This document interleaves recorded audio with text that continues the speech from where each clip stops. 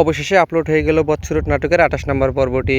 কবে আসতে চলেছে বৎসরুট নাটকের 29 নম্বর পর্বটি, সেসব সম্পর্কে জানতে পারবেন আজকের এই ছোট্ট 2 মিনিটের ভিডিওতে। সো আপনারা ইতিমধ্যে বুঝেই গেছেন আজকের এই ভিডিওটা কত বেশি গুরুত্বপূর্ণ হতে চলেছে, তাই ভিডিওটি কোনো প্রকার টানাটানি না করে সম্পূর্ণ শেষ পর্যন্ত দেখতে থাকুন। তো হ্যালো ভিউয়ার্স, আসসালামু আলাইকুম, কেমন আছেন সকলে? আশা করি সকলে অনেক অনেক বেশি ভালো রয়েছেন। আজকে আমি আপনাদের সাথে আলোচনা করব বৎসরুট নাটকের 29 নম্বর পর্বটি নিয়ে। কবে আসতে চলেছে বৎসরুটের নাটকের 29 নম্বর পর্বটি এবং কখন কোথায় কি করলে দেখতে পারবেন সেসব সম্পর্কে আলোচনা করব আজকের এই ছোট্ট 2 মিনিটের ভিডিওতে।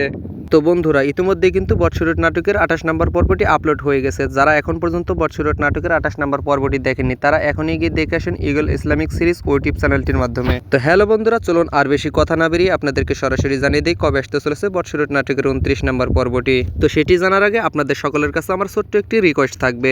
আপনারা যারা আমার এই চ্যানেলের নতুন দর্শক রয়েছেন, অর্থাৎ এখন পর্যন্ত যারা আমার এই চ্যানেলটিকে সাবস্ক্রাইব করেননি, তারা এখনই সাবস্ক্রাইব করে অল বাটন চেপে আমার এই চ্যানেলের পাশে থাকবেন, কেননা আপনাদের নিত্য নতুন নাটকের আপডেটের ভিডিওগুলোই মূলত এই চ্যানেলটির মাধ্যমে দিয়ে থাকি। তো চলুন বন্ধুরা, এখন জানিয়ে দিই কবে আসতে চলেছে নাটকের 29 নম্বর পর্বটি।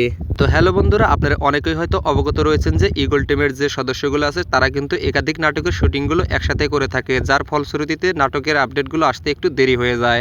বর্তমানে কিন্তু বৎসরুট নাটকের 29 নম্বর পর্বটি শুটিংরত অবস্থায় রয়েছে এবং এই নাটকের 29 নম্বর পর্বটি আপনারা আগামী 3 থেকে 4 দিনের ভিতরে ইগল ইসলামিক ইউটিউব চ্যানেলটির মাধ্যমে সরাসরি দেখতে পারবেন।